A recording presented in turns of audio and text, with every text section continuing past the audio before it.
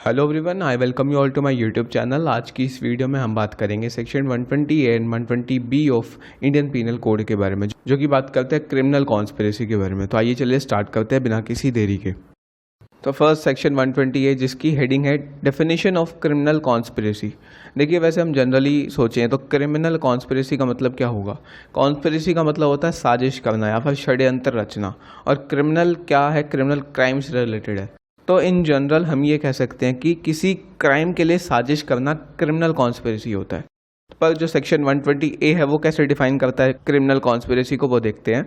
ये कहता है कि व्हेन 2 और मोर पर्सन्स एग्री टू डू और कॉज टू बी डन, जब 2 या फिर 2 से ज़्यादा पर्सन एग्री होते हैं कि वो करेंगे या फिर वो करवाएंगे। 2 या फिर 2 से ज़्यादा पर्सन क्या करने के लिए एग्री होते हैं, फिर क्या करवाने के लिए एग्री होते हैं। फर्स्ट, कोई इलीगल एक्ट। सेकंड, कोई एक्ट जो कि इलीगल नहीं है पर उसको इलीगल तरीके से करवाने का एग्रीमेंट करते हैं, तो उस एग्रीमेंट को बोला जाता है क्रिमिनल कॉन्स्पिरेसी। इसका प्रोविजो दे रखा है, वो कह रहा है कि कोई भी एग्रीमेंट, उस एग्रीमेंट को छोड़कर, except an agreement to commit offence, उस एग्रीमेंट को छोड़कर जो कि ऑफेंस के कमिट करने के बारे में है, कोई भी एग्रीमेंट क्रिमिनल कॉन्स्पिरेसी नहीं होगा unless some act beside the agreement is done. जब तक कोई एक्ट, कोई ओवर्ट एक्ट ना किया जाए उस एग्रीमेंट के परसुएंस में, उस एग्रीमेंट के चलते कोई एक्ट ना किया जाए, तब तक वो क्रिमिनल कॉन्स्पिरेसी नहीं होगा। तो यहाँ तक जितना हमने समझा उसको थोड़ा सा मैं ईजी लैंग्वेज में लिखता हूँ, वहाँ पे आपको अच्छे से समझ आएगा। तो एसेंशियल इंग्रेडिएंट्स क्या हुए क्रिमिनल कॉन्स्पिरेसी के। पहला, देयर शुड बी 2 और मोर पर्सन, 2 या फिर 2 से ज़्यादा लोग होने चाहिए, उनके बीच में एग्रीमेंट होना चाहिए।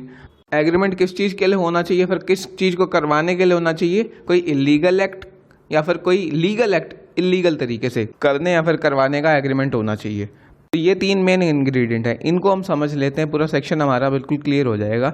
जो ये प्रोविजो दिया हुआ है, जब ये 3 पॉइंट समझेंगे उसी के बीच में हम प्रोविजो डिस्कस करेंगे, काफ़ी अच्छे से समझ आने वाला है तब वो।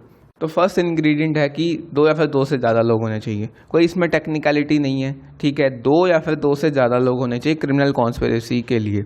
ओके। सेकंड है कि उन 2 या फिर 2 से ज़्यादा लोगों के बीच में एग्रीमेंट होना चाहिए। अब ये एग्रीमेंट का क्या मतलब है, एग्रीमेंट का क्या मतलब है। देखिए, एग्रीमेंट का मतलब होता है कि जो कॉन्स्पिरेसी, जो कॉन्स्पिरेटर्स है ना, जो षड्यंत्र रच रहे हैं, उनके जो है माइंड्स की मीटिंग होनी चाहिए, आपस में उन्होंने डिस्कस करी हो थिंग्स। मान लीजिए कोई कॉन्स्पिरेसी रची जा रही है, कोई षड्यंत्र रचा जा रहा है किसी का मर्डर करने के लिए, तो वहाँ पर मान लीजिए 5 लोग प्रेजेंट हैं। तो जब तक उन 5 लोगों की मीटिंग ऑफ माइंड नहीं होगा ना, आपस में स्ट्रेटजी शेयर नहीं होंगी, या फिर उनमें से सबको नॉलेज नहीं होगी कि किस पर्पस के लिए कॉन्स्पिरेसी, किस चीज़ के लिए कॉन्स्पिरेसी, किस चीज़ के लिए षड्यंत्र रचा जा रहा है।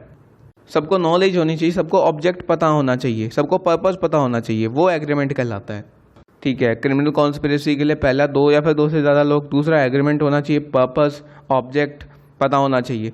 तीसरा क्या है, 2 या फिर 2 से ज़्यादा लोग एग्रीमेंट तो कर रहे हैं, पर किस चीज़ को करने के लिए या फिर किस चीज़ को करवाने के लिए। फर्स्ट, कोई इलीगल एक्ट या फिर कोई लीगल एक्ट इलीगल तरीके से। तो फर्स्ट, इलीगल एक्ट का यहाँ पर क्या मतलब है। देखिए, इलीगल एक्ट की डेफिनेशन सेक्शन 43 ऑफ आईपीसी में दी हुई है। सेक्शन 43 कहता है कि इलीगल एक्ट क्या होगा। फर्स्ट, जो ऑफेंस होता है, दूसरा जो प्रोहिबिटेड बाय लॉ हो, तीसरा जो कि प्रोवाइड करता हो, जो कि फर्निश करता हो सिविल रॉन्ग के लिए ग्राउंड्स। तो ये तीनों जो है इलीगल एक्ट हैं। पहला जो है ऑफेंस, किसी ऑफेंस को करने या फिर करवाने के लिए 2 या फिर 2 से ज़्यादा लोग एग्री कर रहे हैं, तो वो क्रिमिनल कॉन्स्पिरेसी हो जाएगा। जैसे कि ए और बी जो है प्लान बनाते हैं कि वो सी का मर्डर करेंगे, ठीक है। अब दोनों जो है एग्रीमेंट बना लेते हैं कि वो सी को ना सी के घर में ही मारेंगे और इस डेट को मारेंगे, और जो है पिस्टल से मारेंगे उसको। तो यहाँ पर ए और बी ने एग्रीमेंट कर लिया मर्डर करने का, एक ऑफेंस करने का, जो कि एक इलीगल एक्ट है। तो यहाँ पर ए और बी जो है क्रिमिनल कॉन्स्पिरेसी के ऑफेंस के लिए लायबल हो जाएंगे। यहाँ पर जरूरी नहीं है कि ए और बी ने कुछ किया हो, उन्होंने एग्रीमेंट कर लिया, वो राजी हो गए एक दूसरे को, हाँ सी को इस डेट पे मारेंगे, इस तरीके से मारेंगे, तो वहाँ पर वो लायबल हो जाएंगे क्रिमिनल कॉन्स्पिरेसी के ऑफेंस के लिए। और पनिशमेंट क्या होगी, सेक्शन 120B में वो बताया गया है, ठीक है। इलीगल एक्ट में पहला तो ऑफेंस आया, ऑफेंस करने के लिए अगर 2 या फिर 2 से ज़्यादा लोग एग्रीमेंट करते हैं, फिर कॉन्स्पिरेसी करते हैं, तब वो लायबल होंगे। दूसरा, कोई चीज़ प्रोहिबिटेड बाय लॉ है, जैसे कि child labour is prohibited by law. या फिर इलीगल एक्ट में तीसरा आता है कि कोई ऐसी चीज़ जो सिविल रॉन्ग के लिए ग्राउंड प्रोवाइड करे। सिविल रॉन्ग क्या हो सकता है, जैसे ब्रीच ऑफ कॉन्ट्रैक्ट हो गया, ब्रीच ऑफ ट्रस्ट हो गया। इसका एक इलस्ट्रेशन देखते हैं। ए और बी प्लान बनाते हैं, एग्री करते हैं एक दूसरे के साथ कि उन्होंने जो सी के साथ कॉन्ट्रैक्ट करा था ना, वो जो है वो कॉन्ट्रैक्ट तोड़ देंगे। तो अब यहाँ पर ए और बी ने एग्रीमेंट कर लिया कि वो सी के साथ जो कॉन्ट्रैक्ट बनाया था वो तोड़ देंगे। तो यहाँ पर एक क्वेश्चन मैं पूछता हूँ, क्या ए और बी क्रिमिनल कॉन्स्पिरेसी के लिए लायबल हो जाएंगे? जी नहीं, बिल्कुल नहीं होंगे, क्योंकि अब जो है हमको प्रोविजो पढ़ने की जरूरत है, जो कि क्या चीज़ कह रहा है। ये कह रहा है कि provided that no agreement except an agreement to commit an offence, कोई भी एग्रीमेंट उस एग्रीमेंट को छोड़कर जो कि ऑफेंस के कमीशन के बारे में बात करता है, क्रिमिनल कॉन्स्पिरेसी नहीं होगा unless some act beside the agreement. जब तक कोई एग्रीमेंट के अलावा कोई एक्ट ना किया जाए, तो ऑफेंस को छोड़कर कुछ और करने के लिए अगर एग्रीमेंट बनाया है तो उस एग्रीमेंट के साथ कोई ना कोई एक्ट भी होना चाहिए, तब जाके वो क्रिमिनल कॉन्स्पिरेसी कंक्लूड किया जा सकता है।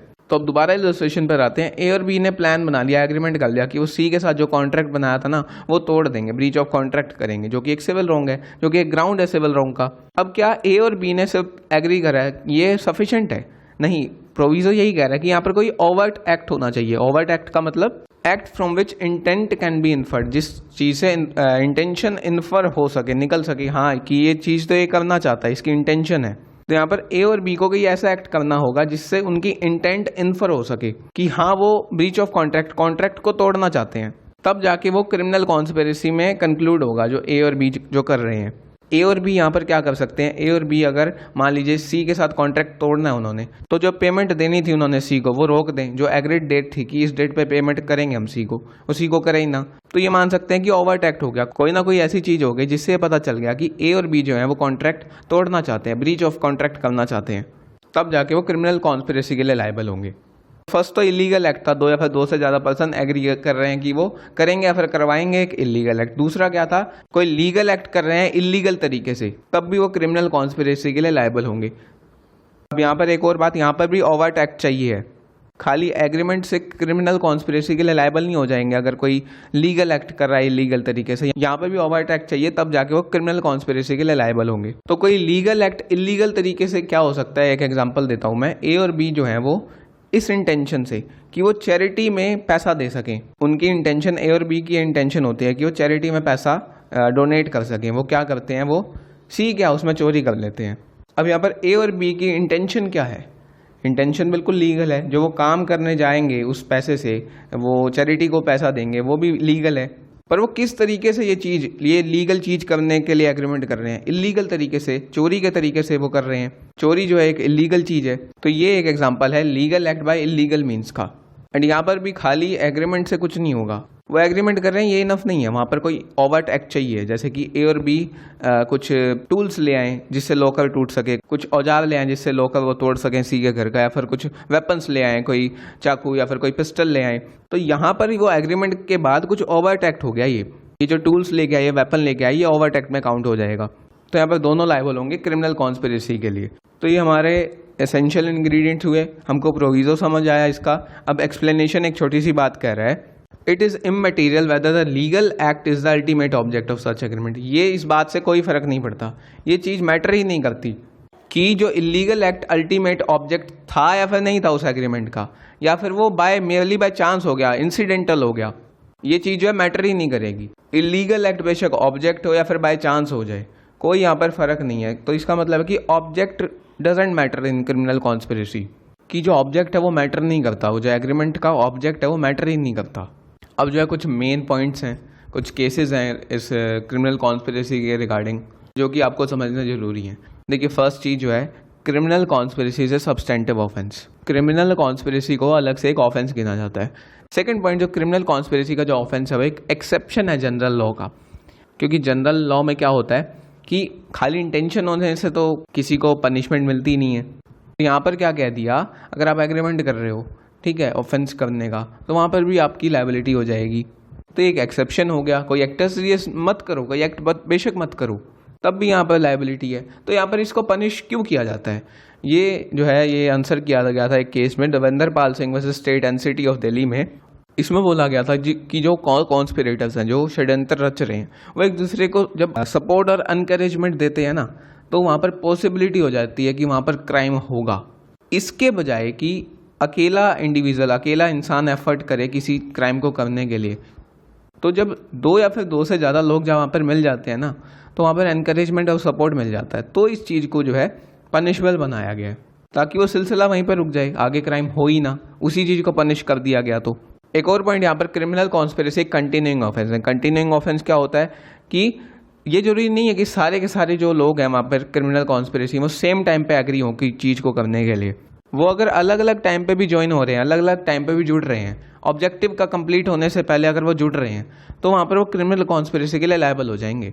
जैसे कि मान लीजिए ए जो है एंगेज करता है बी को, आपने साथ मिलाता है कि वो एक्स का मर्डर करेंगे, आगे बी जो है सी को एंगेज कर लेता है, सी जो है डी को एंगेज कर लेता है यही सेम काम करने के लिए, एक्स का मर्डर करने के लिए। तो यहाँ पर सबने अलग अलग टाइम पर ज्वाइन करा है, फिर भी यहाँ पर सारे के सारे इक्वली लायबल होंगे। तो यहाँ पर एग्रीमेंट के लिए सेम टाइम जरूरी नहीं है कि सारे सेम टाइम पे एग्री हों। एक और बात इस इलस्ट्रेशन से निकल कर आती है क्या, कि कई लोग सिंगल कॉन्स्पिरेसी में साथ में मिल सकते हैं, बेशक वो एक दूसरे को जानते ना हो, मतलब एक दूसरे की आइडेंटिटी बेशक ना पता हो उन लोगों को, तब भी वो एक ही सिंगल कॉन्स्पिरेसी में जुड़ सकते हैं। जैसे ऊपर इलस्ट्रेशन में ए जो है, ए ने बी को जोड़ा अपने साथ एक्स का मर्डर करने के लिए, फिर आगे बी ने सी को जोड़ दिया, एंगेज कर दिया। अब यहाँ पर सी जो है बेशक ए को ना जानता हो, पर वो सिंगल कॉन्स्पिरेसी में शामिल हो गया, सी जो है जिसमें ए है, आगे सी ने डी को एंगेज करा, यहाँ पर डी जो है ए और बी दोनों को नहीं जानता, फिर भी वो सिंगल कॉन्स्पिरेसी में एंगेज है। तो यहाँ पर ये चीज़ भी हो सकती है, तब भी वो सारे के सारे एक ही कॉन्स्पिरेसी के लिए लायबल होंगे। एक और बात, यहाँ पर प्रूफ कैसे होगी कॉन्स्पिरेसी को, ये लीगल एक्ट करने के लिए या फिर लीगल एक्ट करने के लिए इलीगल तरीके से अगर एग्रीमेंट किया जा रहा है, वो प्रूफ कैसे होगा। देखिए इसमें डायरेक्ट एविडेंस बहुत मुश्किल होता है निकालना। डायरेक्ट एविडेंस को छोड़कर जो सर्कमस्टेंशियल एविडेंस है, जो आसपास के सर्कमस्टांस से हम डिराइव कर सकते हैं, उससे जो है क्रिमिनल कॉन्स्पिरेसी प्रूव हो सकती है। अब आते हैं सेक्शन 120B पर, जो कि पनिशमेंट ऑफ क्रिमिनल कॉन्स्पिरेसी के बारे में बात। अब आते हैं सेक्शन 120B पर, जो कि पनिशमेंट ऑफ क्रिमिनल कॉन्स्पिरेसी के बारे में बात करता है। ये सेक्शन कहता है कि whoever is a party to a criminal conspiracy to commit an offense punishable with death, imprisonment for life or rigorous imprisonment for a term of 2 years or upward। मतलब जो भी पार्टी है क्रिमिनल कॉन्स्पिरेसी की, and वो जो party है वो conspiracy कर रही है कोई ऑफेंस को कमिट करने की, जिसकी पनिशमेंट, जिसकी सजा डेथ है, इम्प्रिजनमेंट फॉर लाइफ है, या फिर रिगरस इम्प्रिजनमेंट है जो कि 2 साल है, या फिर उसके ऊपर का रिगरस इम्प्रिजनमेंट है, shall where no express provision is made in this code for the punishment of such a conspiracy। तो वहां पर जहां इस ऑफेंस की, जो भी ऑफेंस बताए 2 साल से ऊपर, डेथ या फिर इम्प्रिजनमेंट फॉर लाइफ, ये जिस भी ऑफेंस की पनिशमेंट है, उस ऑफेंस की कॉन्स्पिरेसी के लिए इस कोड में, इंडियन पिनल कोड में पनिशमेंट नहीं बताई गई, मतलब उस ऑफेंस की कॉन्स्पिरेसी के लिए कोई सजा ही नहीं बताई गई, पनिशमेंट बताई नहीं गई, तो be punish in the same manner if he had abetted such offence. तो उस पार्टी को इसी तरीके से पनिश किया जाएगा, उस जो क्रिमिनल कॉन्स्पिरेसी में पार्टी है उसको इसी तरीके से सेम मैनर में पनिश किया जाएगा जैसे कि उसने उस ऑफेंस को अबेट किया हो। अबेटमेंट से रिलेटेड जो पनिशमेंट है वो सेक्शन 109 से लेकर 120 तक दी गई हैं, जो कि हमने ऑलरेडी डिस्कस कर ली हैं ये प्रोविजंस। इसकी वीडियो अलग से मैंने अपलोड की हुई है, अगर अबेटमेंट के बारे में आपको जानना है तो आप वो वीडियोस देख सकते हैं। तो जहां ये पनिशमेंट है ऑफेंसेस की, एंड कॉन्स्पिरेसी के लिए कोई भी एक्सप्रेस प्रोविजन नहीं है, तो उस ऑफेंस के अबेटमेंट की सजा मिलेगी, पनिशमेंट मिलेगी। इस सेक्शन का सेकंड पॉइंट यहाँ पर कह रहा है, सेकंड पैराग्राफ कह रहा है कि whoever is a party to a criminal conspiracy other than a criminal conspiracy to commit an offense punishable as aforesaid। तो जो भी पार्टी है क्रिमिनल कॉन्स्पिरेसी की, उस ऑफेंस की पनिशमेंट को छोड़कर जो ऊपर बताए गए हैं, मतलब कोई पार्टी है, कोई पर्सन है, वो ऐसे ऑफेंस की कॉन्स्पिरेसी कर रहा है जिसकी पनिशमेंट ना ही डेथ है, ना ही इम्प्रिजनमेंट फॉर लाइफ है, ना ही रिगरस इम्प्रिजनमेंट है 2 या फिर 2 साल से ऊपर की, मतलब कोई ऐसा ऑफेंस है जिसकी पनिशमेंट इससे कम है। एंड उस ऑफेंस में अगर कोई पार्टी है कॉन्स्पिरेसी में, तो उस पार्टी को पनिश किया जाएगा नॉट एक्सीडिंग 6 मंथ। 6 मंथ से ज़्यादा उसकी पनिशमेंट नहीं बन सकती। आइदर डिस्क्रिप्शन, वो जो डिस्क्रिप्शन है वो सिंपल भी हो सकता है, रिगरस भी हो सकता है, और विद फाइन और विद बोथ। खाली फाइन भी इम्पोज किया जा सकता है, इम्प्रिजनमेंट को इम्पोज ना करते हुए फाइन भी इम्पोज किया जा सकता है, दोनों भी यहाँ पर इम्पोज किए जा सकते हैं उस पार्टी पर, उस पर्सन पर जो भी क्रिमिनल कॉन्स्पिरेसी में इन्वॉल्व है। तो ये सेक्शन 120B हुआ। एंड इसी के साथ जो क्रिमिनल कॉन्स्पिरेसी का जो इंपॉर्टेंट टॉपिक आईपीसी का वो हमारा यहाँ पर कंप्लीट होता है। होप सो आपको ये वीडियो अच्छी लगी होगी। वीडियो अच्छी लगी हो तो प्लीज़ लाइक कीजिए एंड सब्सक्राइब कीजिए लॉ बाय वंश बत्रा यूट्यूब चैनल को, और भी लॉ टॉपिक से रिलेटेड वीडियोज़ देखने के लिए।